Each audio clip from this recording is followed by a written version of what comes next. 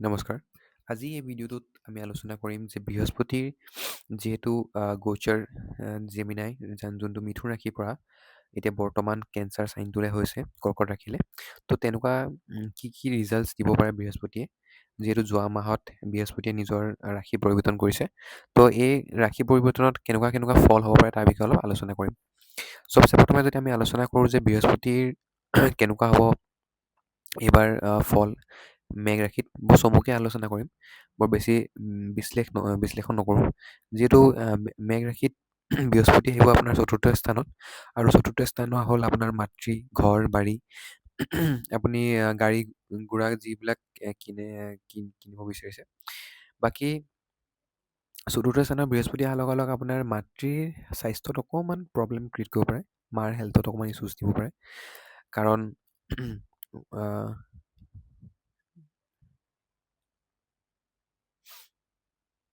আহ, কা- কা- কাৰণ বৃহস্পতি দ্বাদশ অধিপতি হৈছে, আৰু লগতে দ্বাদশ অধিপতি মেঘ ৰাশিত যিহেতু বৃহস্পতি দ্বাদশ অধিপতি হয়, দ্বাদশ অধিপতি হোৱাৰ বাবে বৃহস্পতিৰ অলপ নিগেটিভ ইনফ্লুৱেঞ্চ, মানে মাক দেউতাক লৈ পেলাই পইচা খৰচা হোৱা, মাক লৈ পেলাই পইচা খৰচা হোৱাৰ সম্ভাৱনা আছে। লগতে আপুনি কিবা লেণ্ড প্ৰপাৰ্টি কিনাৰ সম্ভাৱনা আছে। লগতে আপুনি কিবা গাড়ী, কিবা বাইক, এইবিলাক কিনাৰ সম্ভাৱনা অধিক বেছি আছে। তাৰপিছত যদি আমি আলোচনা কৰোঁ যে মেঘ ৰাশিৰ পিছত বৃষ ৰাশিত কেনেকুৱা হ'ব, বৃষ ৰাশিত বৃহস্পতি তৃতীয় স্থানত আহিব। তৃতীয় স্থানত বৃহস্পতি বৰ এটা ভাল নহয়। তৃতীয় স্থানত যদি বৃহস্পতি আহিছে, তেতিয়াহ'লে আপোনাৰ ঘৰত কিবা আপোনাৰ ভাইটি ভণ্টিহঁতৰ লগত কিবা তৰ্কাতৰ্কি হোৱাৰ সম্ভাৱনা আছে, বা আপোনাৰ ঘৰৰ ওচৰৰ ব্যক্তিৰ লগতো কিবা তৰ্কাতৰ্কি বা কিবা ইগ' প্ৰব্লেম, তেনেকুৱাবিলাক কিবা কথাত মানে তেওঁলোকৰ লগত বেয়া হোৱাৰ সম্ভাৱনা আছে। তাৰপিছত আমি যদি আলোচনা কৰোঁ মিথুন ৰাশিৰ পিছত তাৰপিছত মিথুন ৰাশি যদি আলোচনা কৰোঁ, মিথুন ৰাশিৰ ব্যক্তিসকলৰ কাৰণে অতিকৈ ভাল। যদি বৃহস্পতি যিহেতু তেওঁলোকৰ দ্বিতীয় স্থানত আহিব, আৰু দ্বিতীয় স্থানত অহাৰ লগালগ যদি কেনেবাকৈ তেওঁ শনিৰ লগত যদি কেন্দ্ৰত থাকে, যেনেকৈ যদি শনি যদি কেনেবাকৈ তেওঁলোকৰ পঞ্চমত থাকে, কাৰণ দ্বিতীয় স্থানৰ পৰা যদি চাওঁ 1 2 3 4 পঞ্চম স্থানটো হৈ গ'ল তেওঁৰ চতুৰ্থ স্থান। তো তেনেকুৱা যদি পঞ্চমত, তাৰপিছত আকৌ যদি অষ্টমত থাকে, তেনেকুৱা যদি শনি এনেকুৱাবিলাক জেগাত আছে, তেওঁলোকে কেন্দ্ৰত যদি আছে বৃহস্পতিবাৰ, তেতিয়ালৈকে তেওঁ নতুন কৰ্মত আগবঢ়াৰ সম্ভাৱনা আছে। তাৰপিছত তেওঁলোকৰ ফাইনেন্সিয়েল অলপ আপডেট হোৱা, অলপ ভাল স্থিতিলৈ অহাৰ সম্ভাৱনা আছে। লগতে কিবা ফেমিলিত নতুন কিবা প্ৰগ্ৰেম, বিয়া বাৰু কিবা কাবাৰ তেনেকুৱা তেওঁলোকৰ বংশ কুটুমত তেনেকুৱা কিবা হোৱা সম্ভাৱনা আছে। তাৰপিছত যদি আমি আলোচনা কৰোঁ যে বৃহস্পতি যদি কৰ্কট ৰাশিত, কৰ্কট লগ্নত যদি কথা পাতোঁ, কৰ্কট লগ্নত কেনেকুৱা হ'ব, বৃহস্পতি কৰ্কট লগ্নত অহাৰ লগালগ আপোনাৰ মেইনলি ভালে আছে। কিন্তু লগতে যিহেতু কৰ্কট লগ্নৰ পৰা আপোনাৰ বৃহস্পতি যোনটো নৱম ৰাশি, সেইটো আপোনাৰ ষষ্ঠ স্থানত নাই, 6th হাউচত। তো সেইবাবে তেওঁলোকৰ অলপ স্বাস্থ্যৰ অৱনতি হোৱা ঘটনাৰ সম্ভাৱনা আছে। লগতে ঘৰৰ মানে তেওঁ ঘৰৰ কোনোবা ব্যক্তিৰ স্বাস্থ্যৰ প্ৰব্লেম হোৱাৰ সম্ভাৱনা আছে। দেউতাৰ হেল্থ ইছ্যু হোৱাৰ সম্ভাৱনা আছে। লগতে বাকী ক্ষেত্ৰত যদি চাবলৈ যাওঁ, তেওঁলোকৰ ভালেই, অলপ তেওঁ মেদবহুল হ'ব পাৰে, তেওঁ শকত হ'ব পাৰে, তেনেকুৱা পৰিস্থিতি হ'ব পাৰে। তাৰপিছত আমি যদি আলোচনা কৰোঁ কৰ্কট ৰাশিৰ পিছত যদি চাওঁ সিংহ ৰাশিত অলপ বৃহস্পতিৰ ফলবিলাক বৰ এটা ভাল নহ'ব, কাৰণ বৃহস্পতি তেওঁ দ্বাদশ স্থানত আহিব। তেওঁলোকৰ যদি ফাইনেন্সিয়েল গেইনবিলাক যদি ইম্পৰ্ট এক্সপৰ্ট, বাহিৰৰ কাৰোবাৰ লগত যদি ইম্পৰ্ট এক্সপৰ্টৰ লগত যদি কৰি আছিলে, তেতিয়াহ'লে সেইবিলাক ব্যক্তিৰ কাৰণে ভাল হ'ব। কিন্তু কিছুমান ব্যক্তিয়ে নিজৰ লোকচান পাব পাৰে, ধন টকা পইচাৰ লগত লছেছ হ'ব পাৰে, তেনেকুৱা পৰিস্থিতিৰ সন্মুখীন হ'বলগীয়া হ'ব পাৰে। তাৰপিছত সিংহ ৰাশিৰ পিছত যদি আমি আলোচনা কৰোঁ কন্যা ৰাশিৰ লগত, কন্যা ৰাশি ব্যক্তিসকলৰ কাৰণে ভাল হ'ব। তেওঁলোকৰ যিহেতু একাদশ স্থানত বৃহস্পতি আহিব, একাদশ স্থানত বৃহস্পতি অহাৰ লগে লগে তেওঁলোকৰ ফাইনেন্সিয়েল গেইন, লগতে তেওঁলোকৰ যদি অলৰেডি একাদশ স্থানত বৃহস্পতি আগৰ পৰাই আছে, তেতিয়াহ'লেতো তেওঁলোকৰ কাৰণে বহুত বেছি ভাল। তেওঁলোকৰ bank account, bank balance strong হোৱাৰ সম্ভাৱনা আছে, অলপ ভাল টকা পইচা অহাৰ সম্ভাৱনা আছে এইবিলাক। আৰু লগতে বন্ধু নতুন আগমন হোৱাৰ সম্ভাৱনা আছে, নতুন ফ্ৰেণ্ড চাৰ্কেলটো ষ্ট্ৰং হোৱাৰ সম্ভাৱনা আছে, তেনেকুৱাবিলাকো হ'ব পাৰে। আৰু লগতে তাত কি গ্ৰহ বহি আছে, সেইটোও বহুত বেছি মহত্বপূৰ্ণ হয়। তাৰপিছত যদি আমি আলোচনা কৰোঁ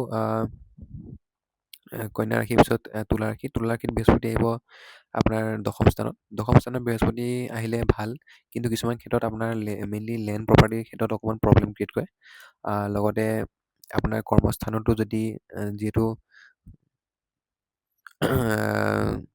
কৰ্মস্থানতো অলপ প্ৰব্লেম ক্ৰিয়েট কৰাৰ সম্ভাৱনা আছে।